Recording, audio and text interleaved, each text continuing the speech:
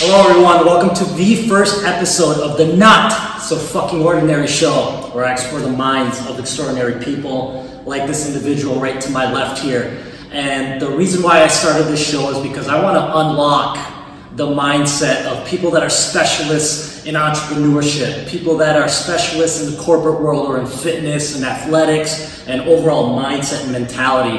And lucky for us, we have someone who checks the box in all five of those categories. Will Lubbesmeyer, how are we doing today? Very well, very well. Excited to be here. I'm excited for this podcast, so let's rock and roll. Yeah, absolutely. It's great to have you. And for those of you who don't know Will Lubbesmeyer, not only is he my cousin, best friend, business partner, and lifetime role model. So this is big time. Just opportunity for me to, like I said, look under the hood and peek, see what's going on in this guy's mind. So Will, you know, you're a man of a lot of accomplishments. What I want to do today is focus on not what you've done in the past, but what you're doing today from a mindset perspective that's continuously propelling you forward. Like, you're a guy that wakes up and just gets the fuck after it. No breaks, no getting tired. This guy sleeps like 3 or 4 hours continuously. I'm not saying that's healthy for everyone, but this is a man that can operate on a few hours. So let me start by asking you, what are some of the routines that you do on a daily basis that you have to stick to in order for you to reach your goals? Yeah, that's a good question. I think ultimately the most important thing is kind of understanding yourself. Like you said, 3 to 4 hours of sleep, that might not work for everyone, but that works for me. I feel like at around 4 hours of sleep, I'm in my best state of kind of productivity, energy level. That might sound weird to people, but for those of you who didn't hear that, he said 4 hours of sleep every day. Yep. Ultimately, because if I get more, I don't know, I feel tired. I feel like 4 really allows me to keep momentum. I think momentum is a big thing. For me, routine is based on momentum and habits that serve me.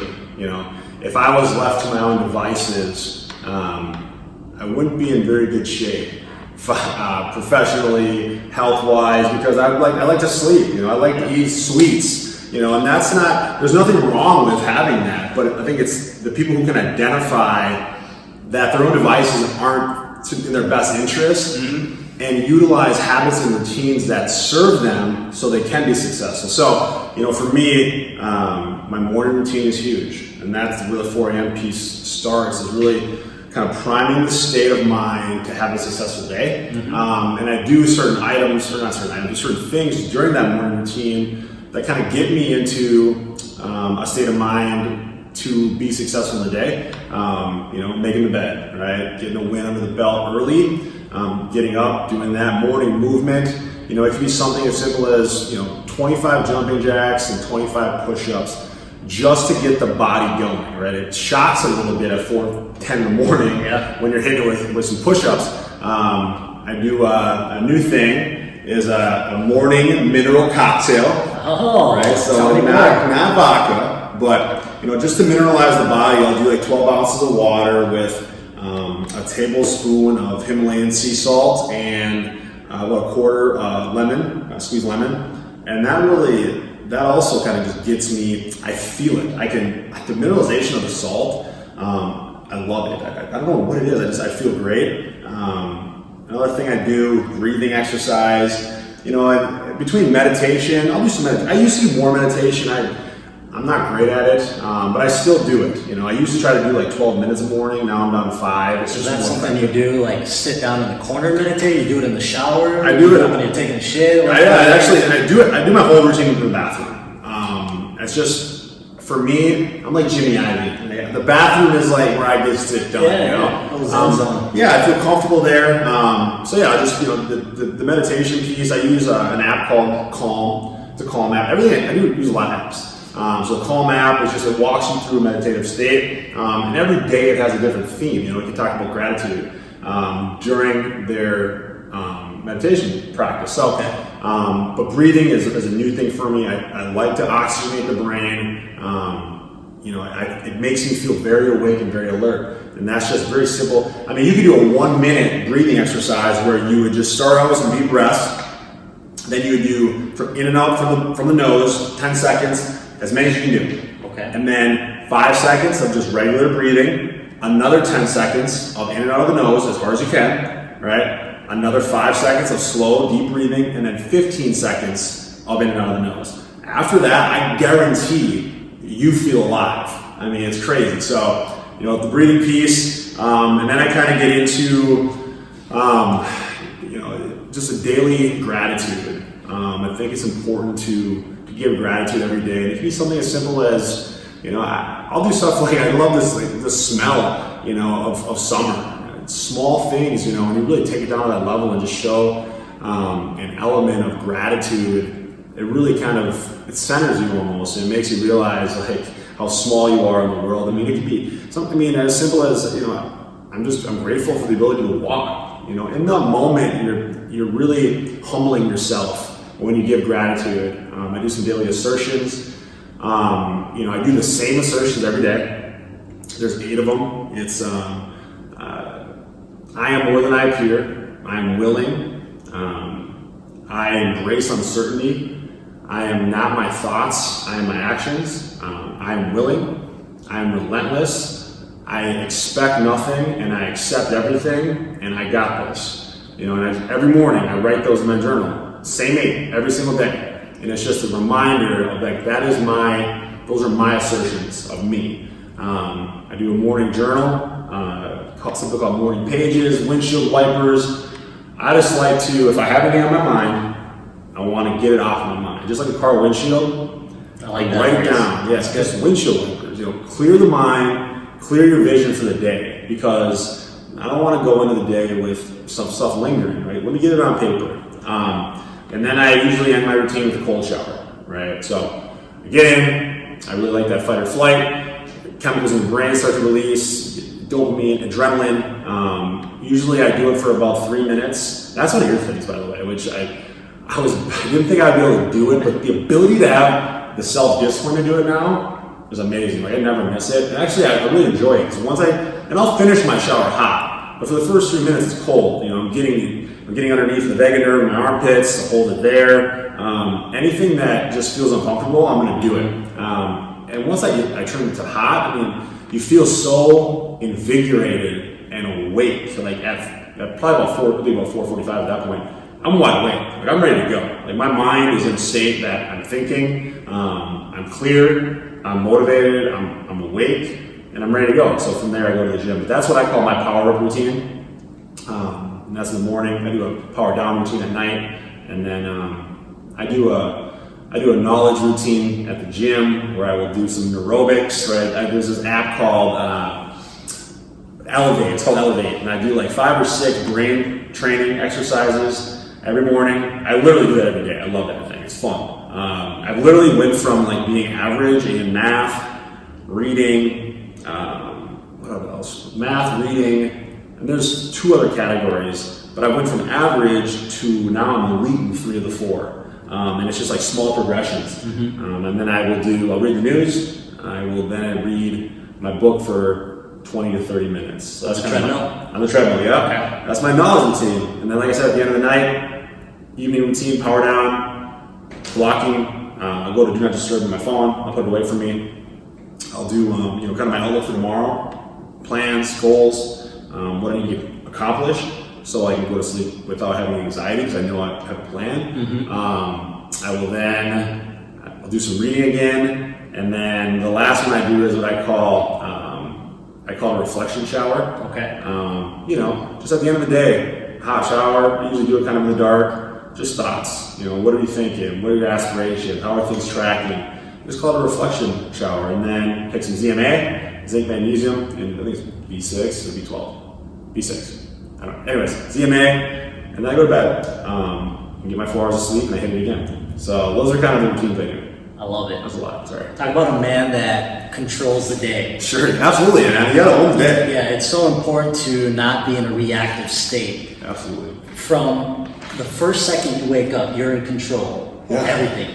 And a majority of what you just listed off You know, the waking up, the breathing patterns, the writing your goals down, the reflection, the gratitude, the little cocktail. Yeah. This is all done before 4:30 in the morning. Right. Yep. Then you go to the gym, and then you're reading, and you get all of that done by, 6 a.m.? Yeah. And then you go into work, and it's just incredible how someone can have the willpower to do that, not once, not twice, Yeah. every single day. And so the question I have for you, why? Honestly, that's a good question. I would live in this like chaotic state, and I had a ton of anxiety, and anxiety was an issue for me. And once I really started to... And was it anxiety based off of you're not on the right path, you're not getting enough done, you're not reaching your goals, or just like... I think it was anxiety around just like I was so busy and I had so much to get done, you know, I'm running the business, I own the business, and it felt chaotic. And I just needed to calm it down. I needed to control it. And by taking control of my morning and taking control of my night, those end caps really allowed me to kind of get things under control. I never, if I sit here today, I would feel anxious if I missed my morning routine, right? It throws me out of whack. Knowing the things I'm going to work on today, the things I'm going to accomplish before they're even going to happen, gives me a sense of calm. Right? I just know if I do these things strategically, step by step, I'll be successful. It makes it really easy. And it really calmed down my life. It was a game changer for me, really. And it just allowed me, like you said, it's a good way to put it, is control it.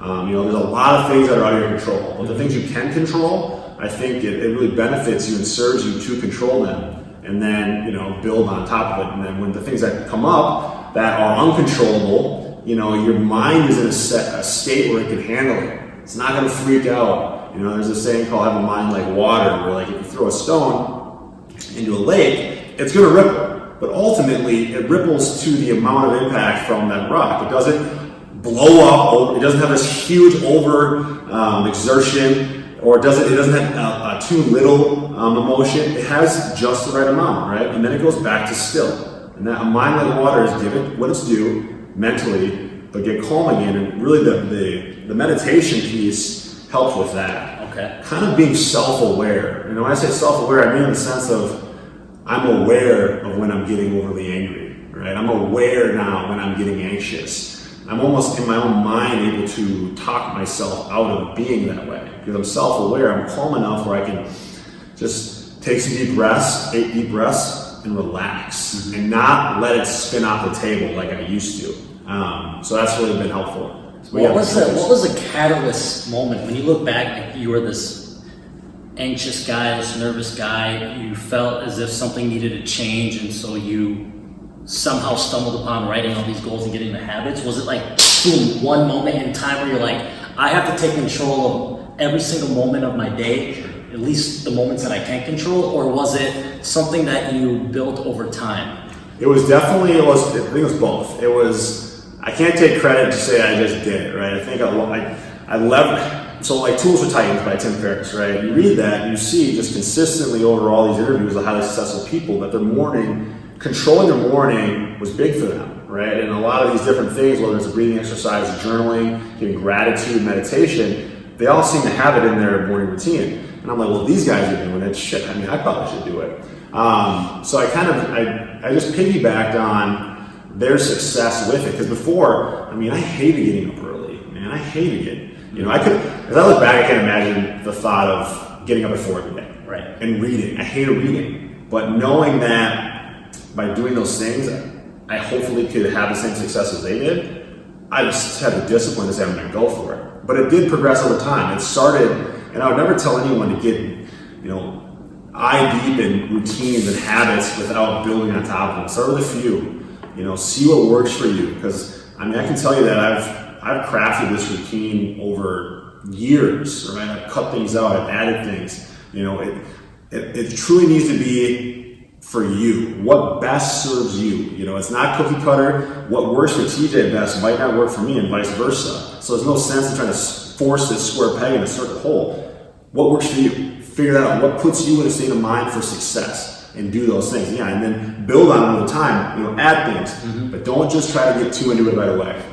That's a nice little soft segue to my last question I want to ask you about routines. So everyone watching and listening is probably curious to know, what are the top 3 routines that you would recommend to someone who just kind of feels like they're in a rut, they're hitting a plateau, maybe they're putting in a good amount of effort, but they're just not breaking through that barrier. As you reflect on all of those tasks that you do routinely, what are the 3 that are like, The 3 habits or the 3 routines?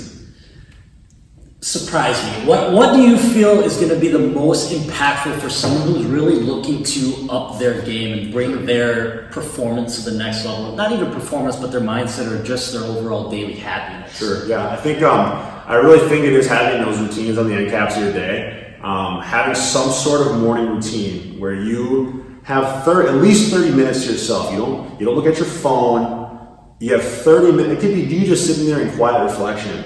But just owning the first 30 minutes to an hour of your day and just getting your mindset right to step forward into the day. And within those 30 minutes, so I should have reworded the question better. Like, is it you would recommend to your son or, you know, your future son or your best friends or your dad or whoever was trying to break through, would you tell them taking a cold shower is just game changing? Yeah. You gotta do that. Or this or this or this. Like, what are those 3 that are just... I mean, make the bed, man. I think that is a big one because it seems so simple, and it is simple, but so many people can't do it. Having the discipline to wake up at that time, I guess I should say wake up at 4, right? When that alarm goes off, you get up.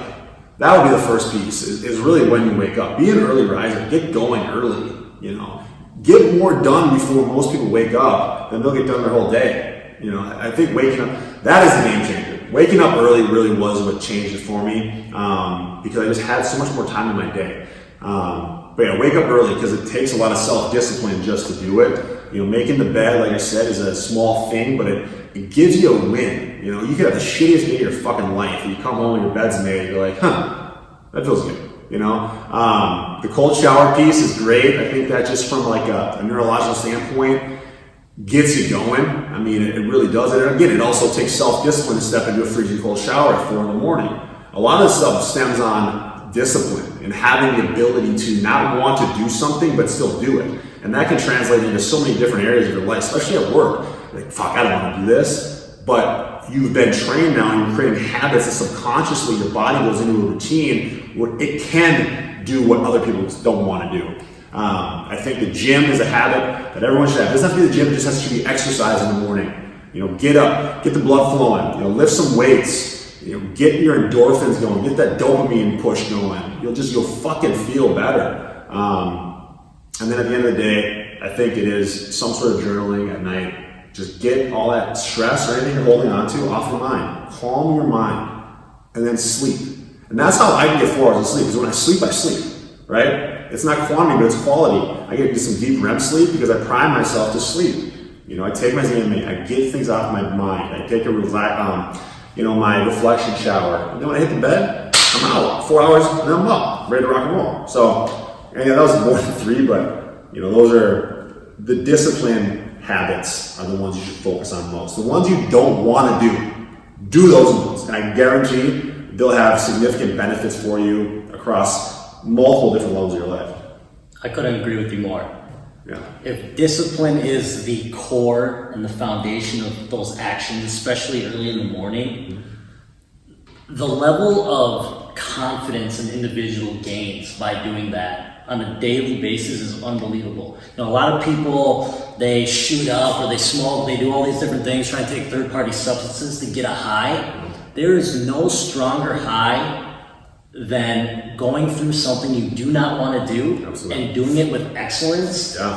Holy shit, you do that at 4 a.m., 4:30, 5 a.m. Imagine the level of confidence and just swag you walk around with throughout the day. And everything that comes after a cold ass shower in the morning, a 4 a.m., you know, waking your alarm clock up. Yep. Doing those type of things so early in such an uncomfortable time of the day while everyone else is sleeping snuggled in bed. Yeah. The rest of the day is so unbelievably easy. Like, problems are coming at you and you're like, Neo, in the Right. Matrix, just dodging these challenges. Like Got it. everyone else is freaking out. Everyone else is panicking on these things that you're just like, really? Yeah. That's good. So that's how I look at it a little bit. It's just I couldn't be in more agreement with you that anything surrounded around discipline and discomfort, on the other side of discomfort is the person you want to be. Absolutely. I'm a big believer of that. And 100%. you're clearly a walking testimony of that. But let's segue a little bit here. I'm curious to know, you're an individual that is so invested in self-development. You read 3-4 books a month? Try to go 4 books a month, yeah. 4 books a month, just a ridiculous amount of knowledge through that application, but you're also a doer. Mm-hmm. You do a lot of things, you are not afraid of failure, and through all of this study of success, I'm curious to know if there's one creed or one quote that you just absolutely live by that fires you the fuck up every day, or you leverage when you're in a little bit of a slump and you know that if you recite that, it's just gonna fire you up. Sure, absolutely. Absolutely. I love having quotes visual to see them, ones that speak to me. I think Discipline Equals Freedom by Jocko Willink is definitely one. Just because I think on the surface it seems so, I don't want to say simple, but it doesn't seem as deep as it really is. But when you really drill into it, discipline does equal freedom, right? And not freedom it can be freedom in the sense of patriotism, but freedom in the sense of living the life or doing the things you want to do. If I wake up at 4 a.m. every day, I then have the time in the evening to play with my kids. If I have the discipline not to eat the cake, then I have the freedom to feel good about myself in my bikini this weekend, right? If I have the discipline to get to work early, I'll have the freedom that comes with maybe a compensation increase, the freedom to take a vacation. But it all starts with discipline. It all starts with that decision that's made to do what you say you're going to do, right? And don't get it twisted. Everyone is in the process of routines and habits, right? Your routine might be that you get up at fucking 9 o'clock in the morning, you don't do shit all day, and you eat like crap. That's your routine, right? You have a routine as well, but your routine does not serve you. And to have routines that serve you, it takes an element of discipline, because it's not easy at first to get up at 4. It might be now because I've been doing it for 3 years, but and it's still sometimes it's hard. But just knowing that I have the discipline to do it gives me an element of confidence, and I know I have the discipline to do anything. Right? You want me to walk through a mile of shit, I don't fucking want to, but I will if I have to, right? And I know that mentally I can get myself into a state to pretty much do anything. So Discipline Equals Freedom is really one that I've loved it from the day I saw it. I mean, it's on the fridge over there. Yeah. Another one would be Amor Fati, and that kind of has to do with, Amor Fati means love your fate in Latin. I read that in Ryan Holloway's book, The Obstacles the Way. It's a stoicism thing where you love your fate. You love the journey. When things are going bad, you understand and you have the mindset that this is part of your journey to success. You are supposed to go through this and learn from this. This is just part of the journey. And when you have that mindset, you're less likely to kind of make yourself a victim. It's like, why me? Why me? It's like, well, no, this is good that's happened to me. I'm going to come out stronger because of this. And then because of that, in my journey, I'm more likely to have success. So Amor Fati is one I use a lot when things are maybe down or not going well. It's just that little reminder to love your fate, man. This is fucking part of the journey. This is where you should be. It might feel dark, and it might feel like you're at the lowest of lows, but this is where you're supposed to be. You're supposed to go through this because you're supposed to learn something from this that will then allow you to have success at some moment in your life where it's a pivotal moment, it's a game-changing moment. But because I went through that, I can now handle this moment and be successful in it. Where if I didn't go through that, I would crumble in this moment and it wouldn't pan out how it should. So, Discipline Equals Freedom and Amor Fati are kind of two, quotes that I like to use almost as affirmations on a daily basis. I say them all the time. Yeah. So those are fantastic and very well explained. Let's dive into discipline a little bit. Sure. I'm curious to know what your thoughts are on the fact that we all at some point want to have discipline because we know what we want, and so we understand that if through discipline if we do what is necessary for us to get there, then we're going to do it, right? In theory, when we're in a lethargic state, that all sounds good. Right. But the question for you is, when it's actually time to execute on that discipline, you and I both know that the emotions get involved. And naturally, we want to take the path that's most comfortable. How do you combat those emotions that are telling you, why would you eat oatmeal? Why wouldn't you just eat a donut? Right. Why would you wake up at 4 a.m.? Why don't you just sleep in until 8? Like, we're all on the teeter-totter of going left and going right. And what is that differential? Like, what does it take to actually make that decision? Well, you kind of said it in your explanation a few times. It's why. I don't want to go down the cliche, start with why, I guess, mindset, or not mindset, but just kind of thought process. But ultimately it is, your why internally has to be strong enough that you make that decision, right? If my why is that I want to be in shape, right? I want to lose 20 pounds. I want to be on the lake and feel confident. That will drive you to make that decision. Motivation is a very fleeting thing, everyone. Okay, just understand that. You may be motivated one day and not the next, right? So you don't put your trust and faith that motivation is going to stick with you forever. Having a strong why that can drive your discipline to make the right decision, that's the lifelong game changer. So you have to understand why you're doing anything, right?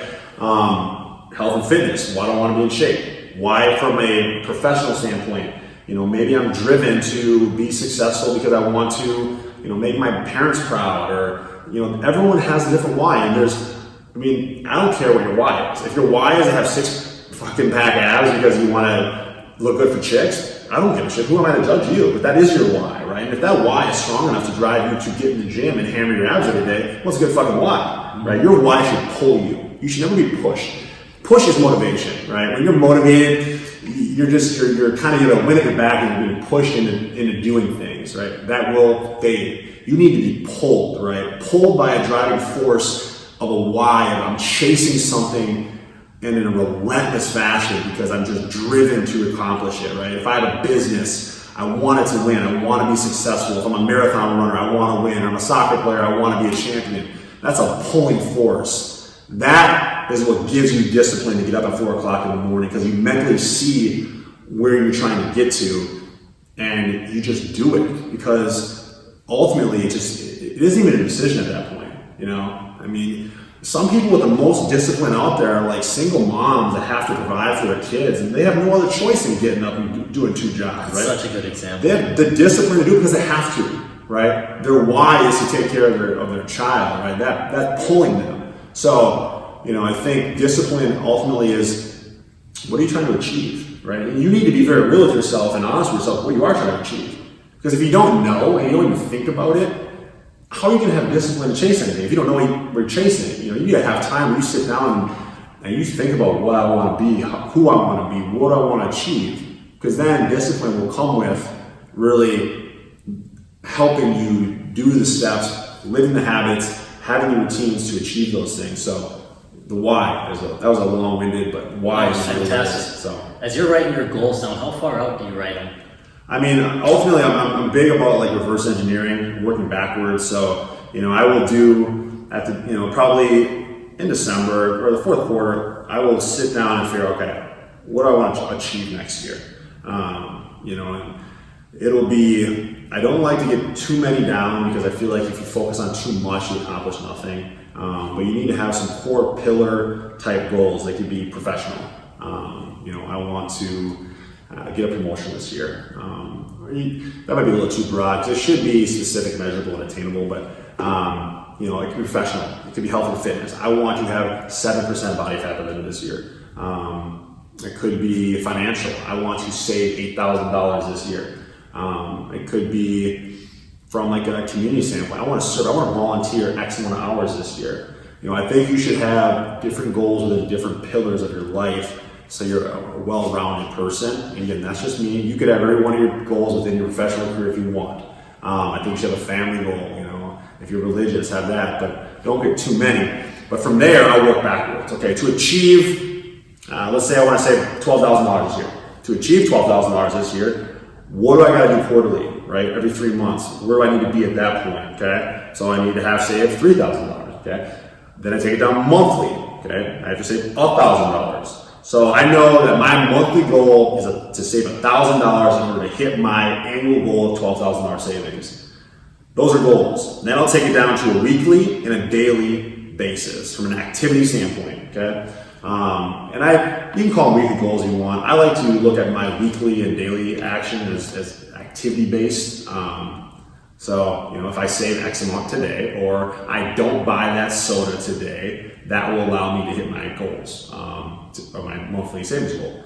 A good one would be, let's say I want to read 52 books this year. Okay, that's a goal of mine. From a self-improvement standpoint, I want to read 52 books, one every single week. How do I do that? I have to read for X amount of time every day. That's my activity-based goal for every day. And I take that down every day. So I have an annual goal that I drill it all the way down to a daily basis. It simplifies everything. I know if I do this today for 20 minutes, ultimately I'm going to be successful, right? Because annual goals, when you look at it, they can be daunting and scary, especially if they're big, fucking wildly aggressive goals.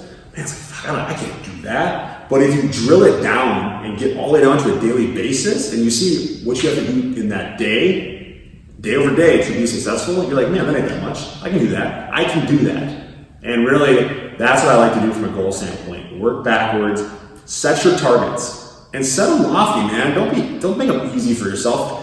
I had 52 goals. My goal last year in 2018 was to read 52 books. I read 39. Fell short, right? There was some discipline there that I needed to address from a daily basis. And I also needed to increase the amount of minutes I read every day. But again, it allows me to kind of tweak it.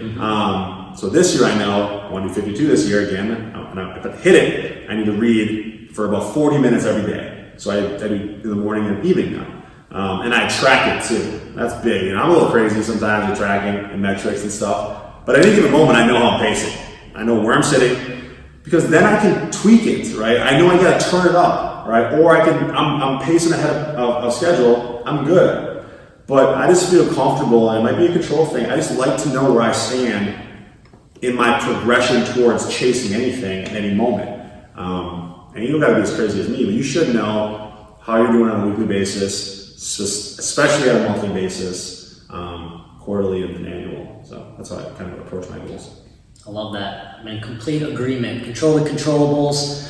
When we take a look at that whole process that you just described over the last 40 minutes or so here, you write down your goals. You're able to write them down. So you're writing down your goals, right, on an annual basis. You're reverse engineering, getting it down to the micro, whether that's daily or weekly or monthly. So you got that first step down. Yep. Second step is implementing the routines and the habits that are going to get you closer to that attainment. Yes. Right? Yep. Third is you have a very clear understanding of your why. Yep. All of that is fantastic. But you and I both know, after that energy spike and you're going all out, boom, you get popped in the fucking mouth. Yep. You hit failure. Sure. You hit the barriers. You hit the setbacks. You have the obstacles. You didn't realize it was going to take as long as it was going to. Yep. You didn't realize it was going to cost as much. You didn't realize it was going to be as challenging or as energy draining. Yep. What happens in that moment of failure? How do you specifically react to those? Because we all hit it. Yeah. But the only difference between someone like you and the majority is that they stop and you continue to move forward. So what is it that you do to get past that moment in time? I think ultimately it's how you perceive failure, right? And how you think of failure. I think a lot of people think of failure in the sense of it's terrible, right? I failed. My family's going to be embarrassed. I'm embarrassed. How am I looking friends in the eyes? And they cower away from it. And they quit. Most will quit, and then they'll never try again.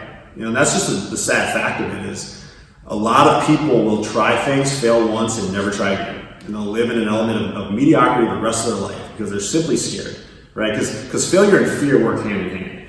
Most times, the fear of failure from failing previously is what allowed them never to get up and try again, right? And it's because of how they perceive failure. And I don't perceive it that way. You will fail. I mean, there's no fucking doubt about it. You're going to get hit in the mouth. You're going to go down, right? There's no doubt. You know, I think by failing forward, in any moment of failure, you can flip it on its ear in that moment by how you take it. If I just failed, right? I failed a test.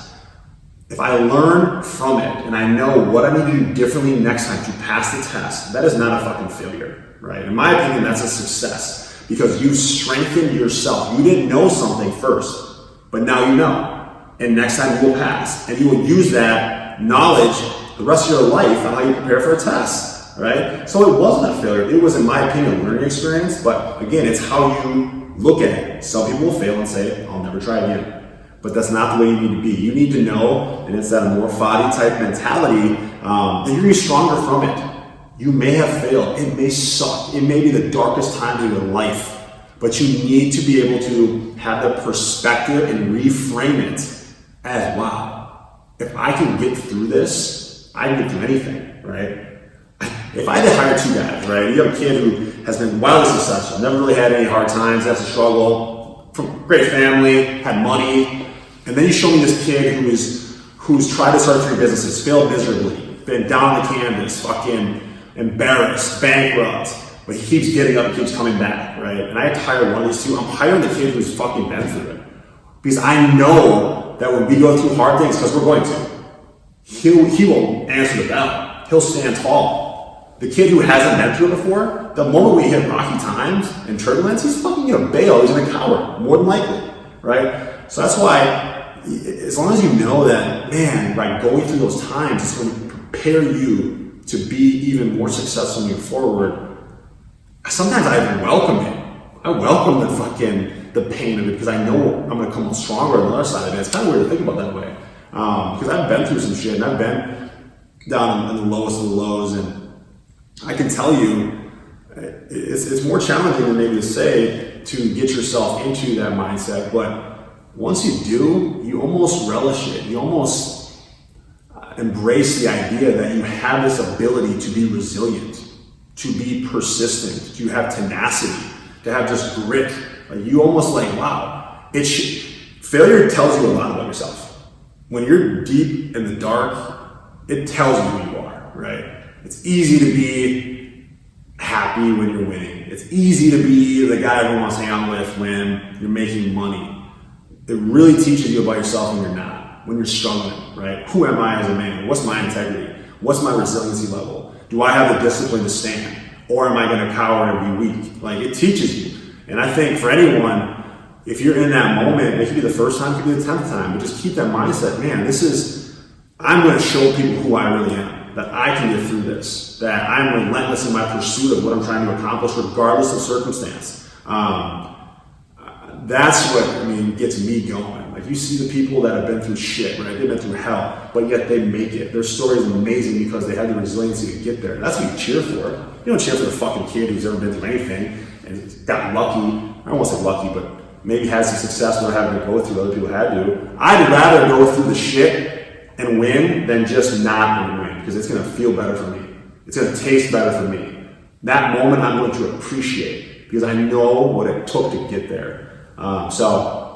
That's kind of, it's all how you frame the idea of failure in your mind. Is it something that you're going to use to propel you forward, or is it something you're going to allow to finish the game for you? And I would recommend reframing it as something that's going to make you stronger, push you forward.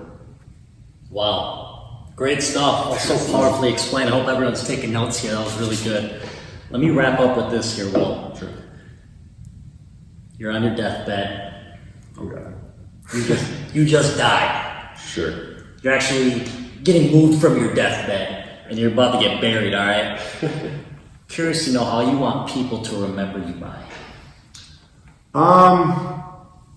I think professionally, I want them to think of me as someone who had integrity, was ethical, relentless, perseverant. I think I like the idea of being the hardest worker in the room. I think it speaks to me because might not be the most talented, but through just sheer will and effort, you can get there. I would say, personally, an emotional person. I like the idea of laughing a lot. I'm a crier. I'll cry big, man. I'll cry during a movie, but I'm emotional. I think, and I want people to remember me about, I laugh big, cry big, love big. Very a loyal person, a protective person, a generous person. I like the idea that my friends would know that, I do anything for them at any given time. So, kind of like a Bruce Wayne mentality. Bruce Wayne's like my guy, right? You have this billionaire, right? This billionaire who could just be a billionaire and never have to do anything, but yet he chooses to serve the people who can't, right? He chooses to help the people who can't see out for themselves, right? I love that Bruce Wayne mentality. So, that's really just, a gritty person, just someone that no matter what, going to get off the canvas and keep coming for you and just keep chasing life. I have a passion for life, regardless of where I stand in that moment in life. I love that journey. I think the journey is beautiful, man. I never really thought about that for a long time, because you're only kind of embracing your current moment. But the journey is awesome. And even in the shitty times, because ultimately when you get back up to the top and you're winning, it's like it makes it so worth it. So, yeah, man, just someone who loves life and loves the journey. Great. I think you're doing a fantastic job of living up to every single one of those blocks of character you just mentioned. So kudos to you. I think we're going to call the show right there. That's episode number 1. I want to thank everyone for tuning in to the Not So Fucking Ordinary show. Will Lubbesmeyer, thanks so much, my man. Of course. Until next time. Thanks, guys.